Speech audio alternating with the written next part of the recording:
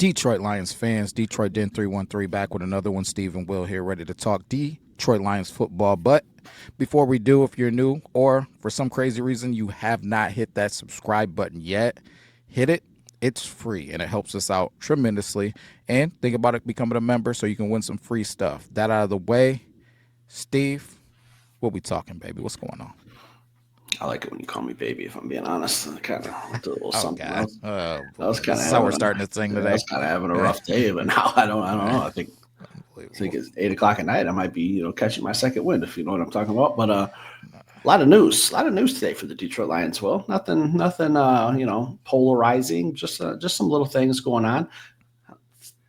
Dan Skipper reporting eligible back to the 53-man roster. I think that's worth talking about. Yeah, Welcome back. yeah, Dan Skip, fan favorite. Glad to see him back on the active roster. Question is he going to be our starting left tackle on Sunday night when we play the Kansas City Chiefs? Because let's assume Taylor Decker's still banged up. Maybe he needs another week. How do you feel about that, Will?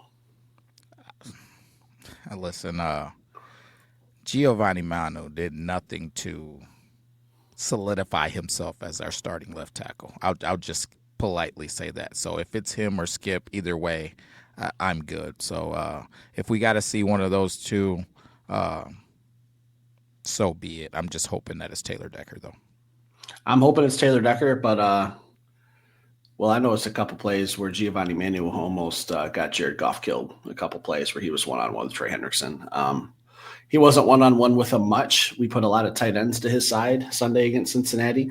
Kind of had a feeling that would be the case. Sometimes it was two tight ends. A couple times we would motion one tight end to the other side, and it would be a 2-on-1. But I feel like I have more trust in Dan Skipper playing left tackle. I'm just not ready to hand the reins over to Giovanni Manu. I just didn't see anything that impressed me.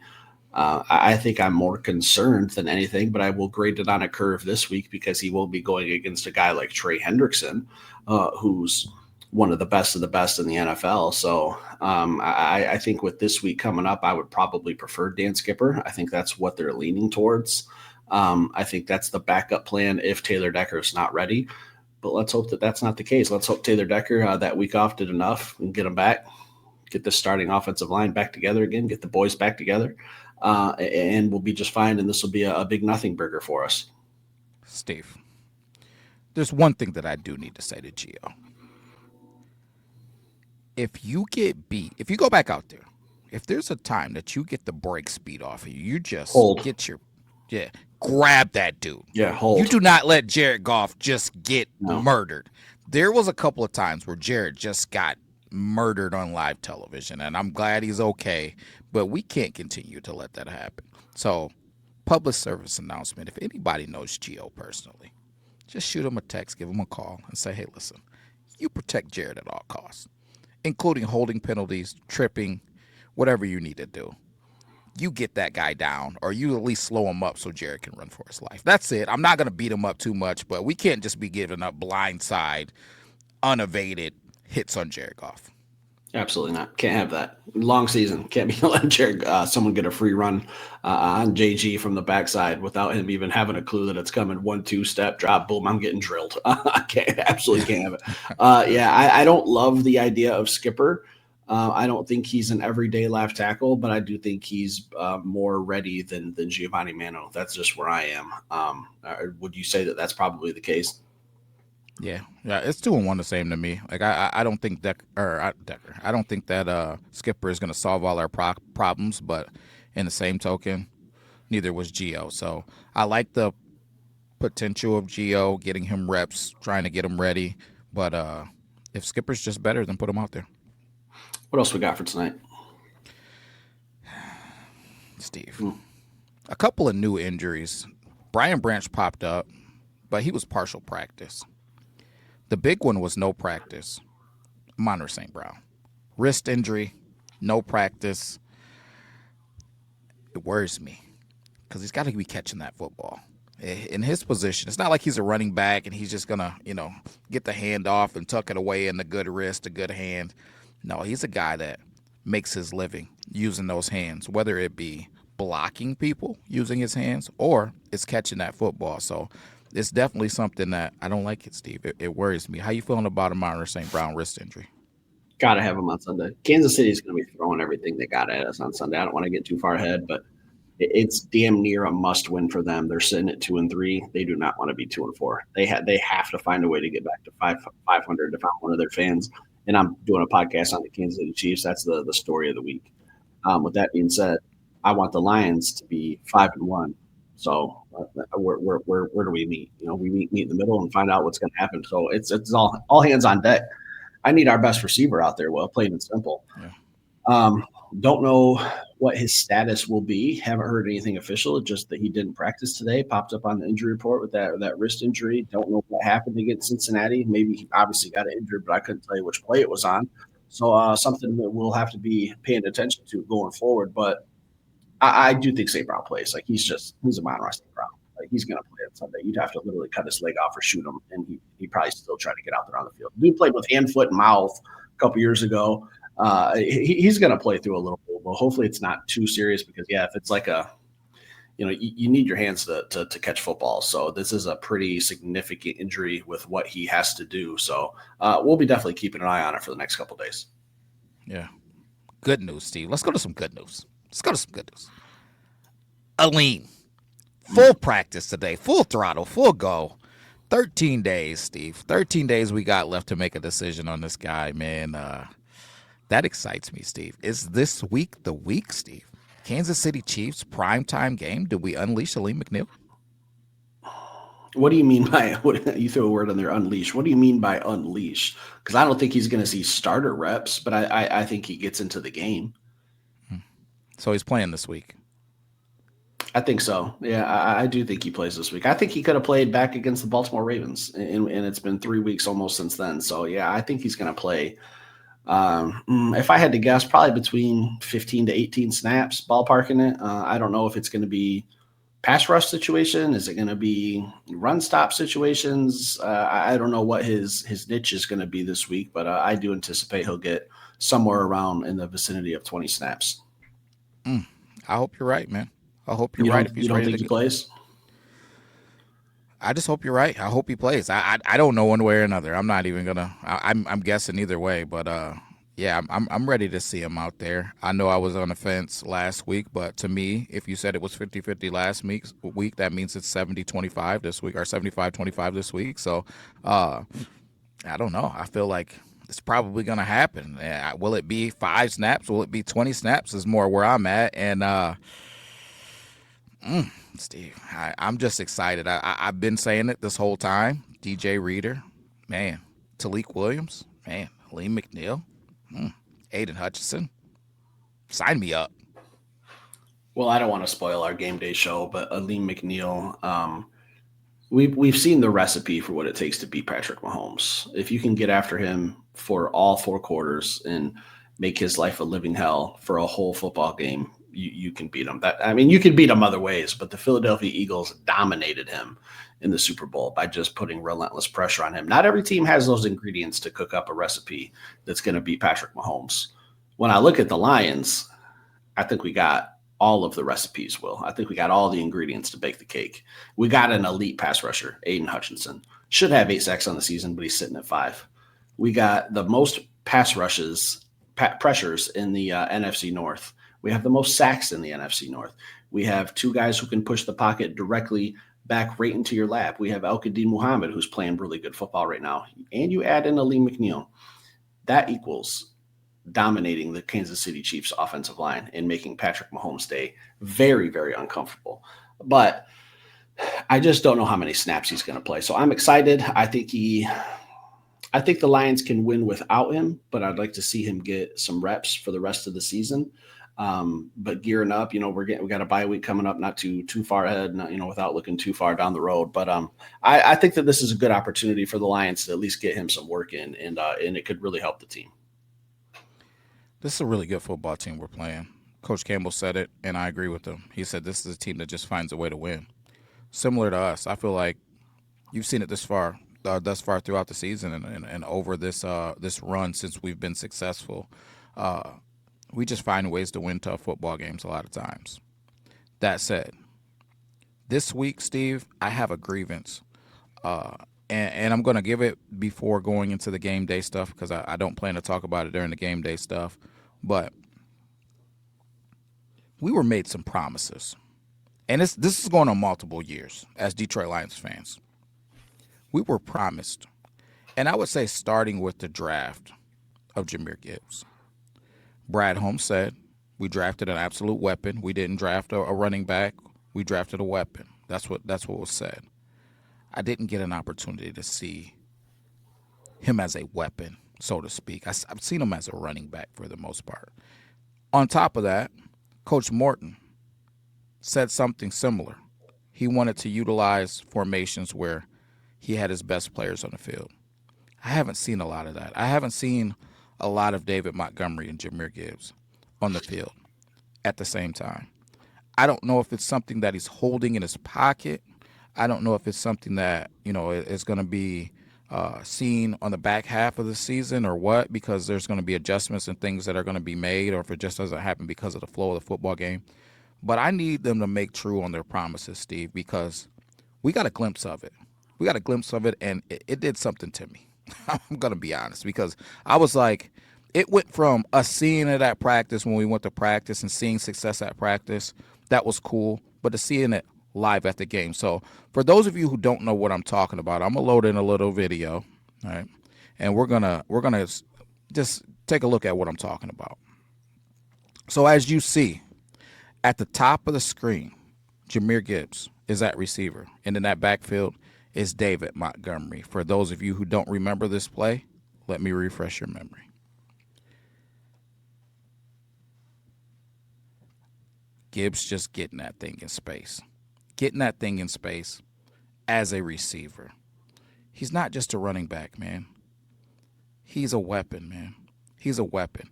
And I don't feel like we've even scratched the surface of utilizing him as a receiver. Right? I think we need to do that. We need to do it and this, the evidence is right there. When you look at that play, I'm just going to run it one more time because I do want to talk about something. When you look at him catching this football, and I'm just going to stop it right here. This is not a touchdown. Like, make sense to me that this ends in a touchdown. If you just gave me this picture with those defenders right there, I'd have said, okay, he gained 5-10 yards maybe, but not a touchdown. No, instead, he makes this a touchdown. Steve, this offense has been playing absolutely out of their mind. Best offense in the league, but we talked about it. It can be even better. We haven't really got our hometown boy, Isaac Tesla, in the mix yet, right? Just here and there, a touchdown here and there, a one-headed catch here and there, just a little bit of highlights, little sprinkles, but we haven't really got him truly in the mix. And then we haven't got Gibbs out there as a receiver while we're just punishing you with David Montgomery. I don't understand it. And I'm going to complain about it even though we're having success, because there's going to be a time when we need it. And if we're playing a team like the Kansas City Chiefs, what better time than now? So how do you feel about it, Steve? Am I crazy? Am I just one of those same old Lions fans that just wants to find something to complain about, or do I have a real grievance here? First of all, I think that play, if I'm not mistaken, that you just showed was on a 3rd and 14 as well. So who expected a swing pass to Jameer Gibbs on 3rd and 14 or 2nd and 14? And when you brought it in the second time, I was double checking myself that the 5 yard or the first down marker was at about the 5 yard line. So it was either 2nd and 14 or 15 or 3rd and 15, but it's just a play where you didn't expect a quick pass to the outside, but it worked. Get him the ball in space. Crazy magic happens, Will. But I don't take my car to the shop if it ain't broke. Okay, we're scoring 35 points a game. It's working. Everything we're doing is working. There's still some stuff to clean up, some penalties, little like minor things here and there. There's times where I feel like we should be running the football and we're passing, but I'm not complaining, Will, because we're taking drives and we're scoring touchdowns.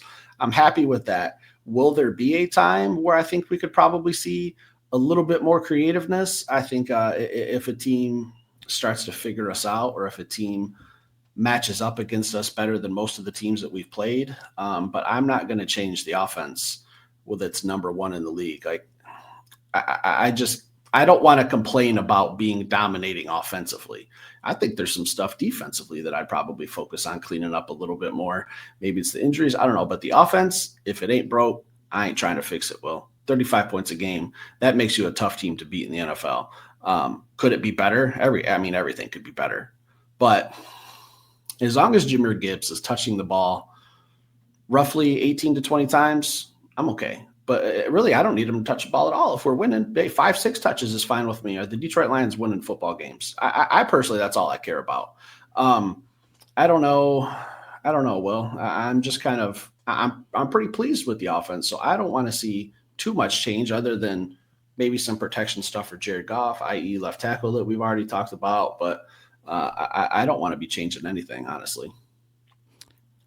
I'm glad you said that. And I got to drop it on you, Steve. Are you nuts? Listen, here's Nuts the about bottom what line. we have the number one offense in the NFL. I'm going to tell you. I'm going to tell you. You can't go So from 1 to 1 again. you sure can. Can the champion continue to be the champion, defend their title? Absolutely, they can. So failure to evolve, right? I think can ultimately get you slapped in the mouth. And just because you're having success, I think you have to be continuing to have new wrinkles for teams to look at each week. And if we don't, you just better be bigger and stronger than everybody. So you're just punishing them, even though they know exactly what's coming. And while I think the Detroit Lions are the, if not one of the for sure, but I think we're the toughest and grittiest team in the NFL with just the way that we practice. I haven't heard any player that's come from a different organization say, oh man, they practice just like we used to practice. Every single player has been like, man, we ain't practice like this. This is different, right? So we have the toughest and the grittiest team for sure. But that said, if we don't continue to evolve, I think that it makes it a little bit easier for teams to prepare for us. I need wrinkles upon wrinkles upon wrinkles. I need defenses to continue to come in and be guessing what we're going to do. And I need to take care of the players per volume.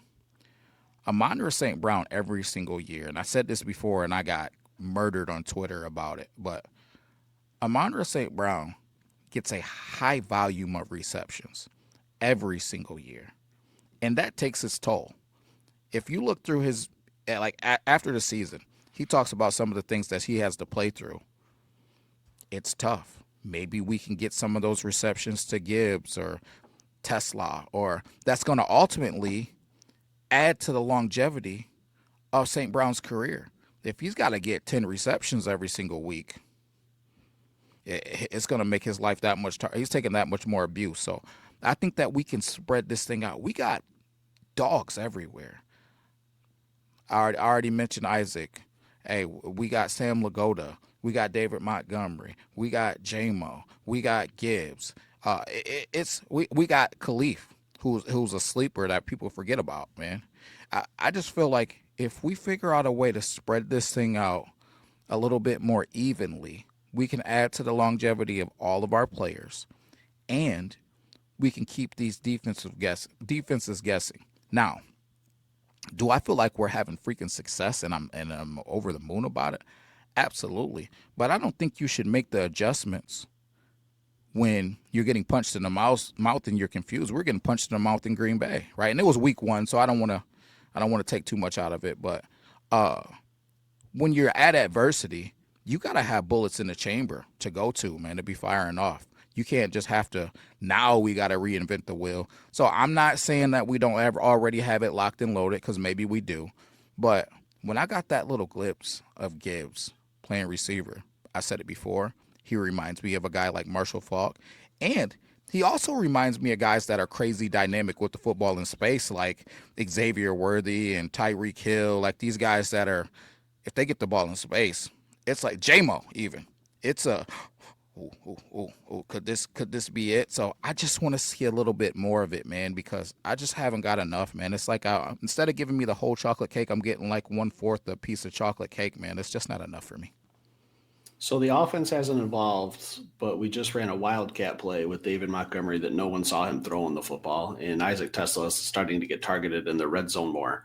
So are we upset about ball distribution or scoring points altogether? Because I'm a little confused on what you're wanting. You're wanting Amon-Ra St. Brown to get less touches and more touches for Jahmyr Gibbs, but I'm happy as long as the drive ends in a touchdown. So where's the discrepancy? The discrepancy is if you continue to play the same certain type of way, even if it's successful, players are going to be getting abused. All right, so if it's the Amon-Ra St. Brown show, period, all right, and then you're leaving, like even like Tesla hasn't got more targets in the red zone. He got a target in the red zone. Like it's not like he's But we've never being had a big targeted. body receiver that's been able to do that regularly, and he's adapting into that as a rookie. It's still very very early in his career.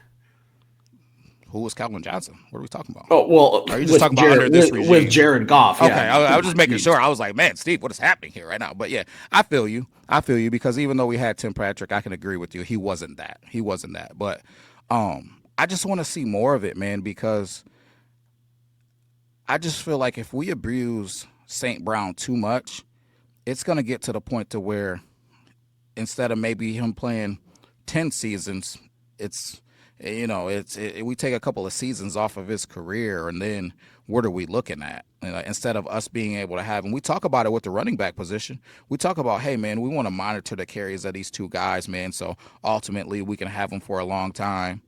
I just want to do the same thing. I want to keep people guessing because if you're game planning for the Detroit Lions, I'm game planning for trying to stop the run game because I know the Detroit Lions want to come in and run the football and stop at Amon-Ra St. Brown. But we're not a team that only has Amon-Ra St. Brown. You should be game planning for Laporta. You should be game planning for JMO. You should be game planning for Gibbs leaving the backfield. And again, Steve, I'm splitting hairs here. I understand that, man. But I'm just one of those people that I'm thinking.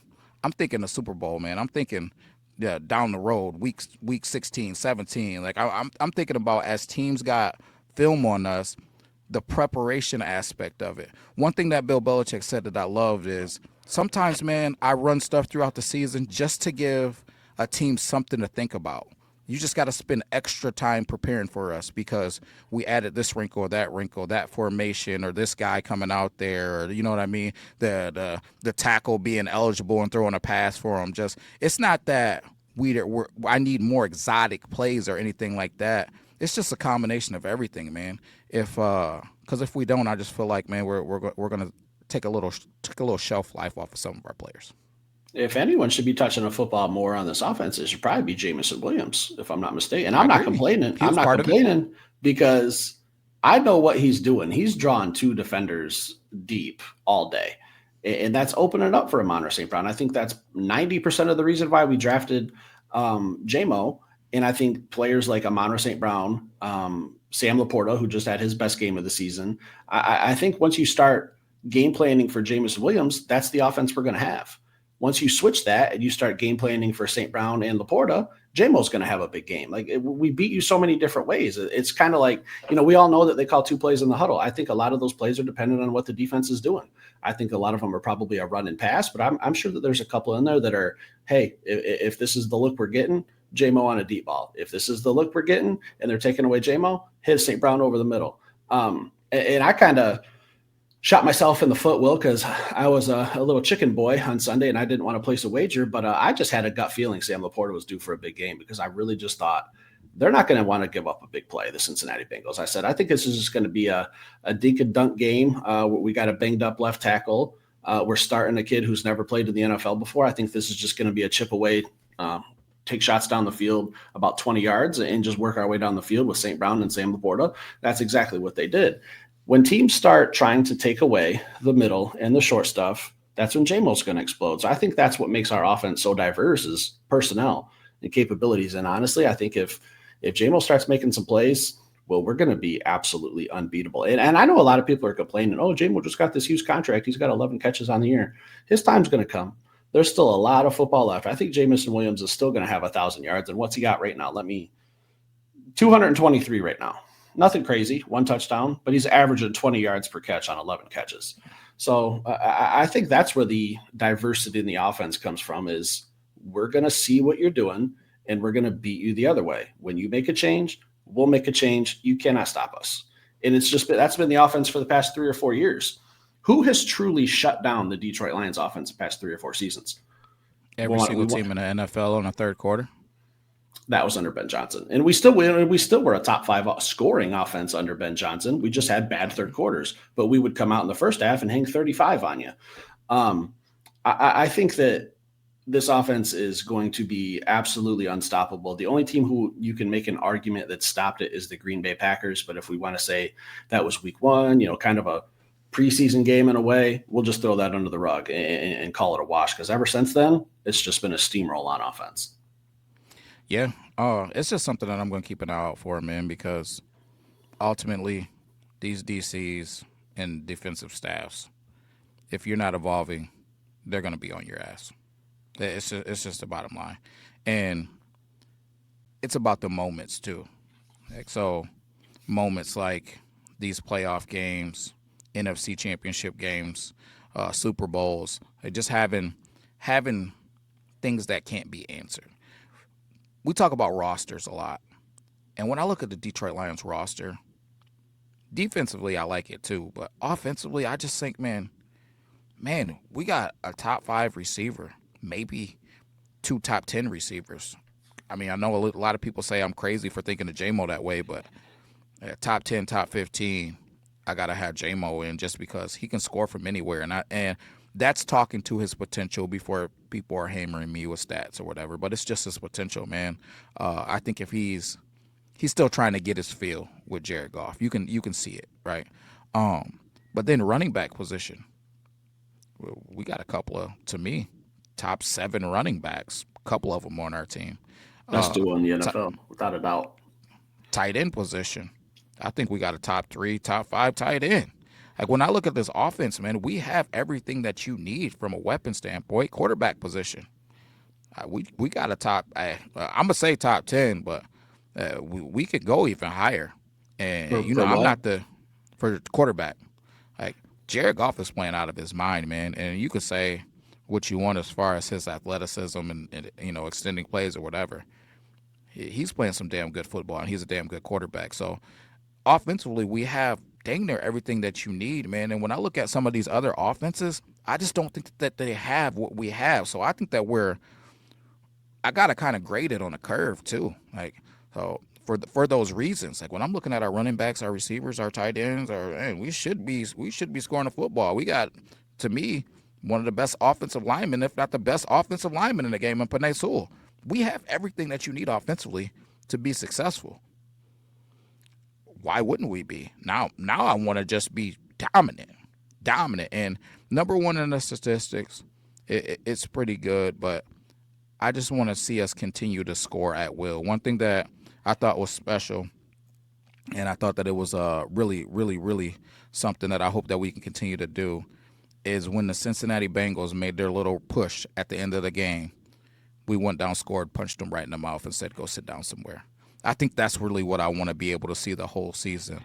And I think by evolving early, that's something that we'll have. But maybe I'm just nuts and I'm splitting hairs and I'm crying, even though I shouldn't even be crying right now, as people are probably going to say.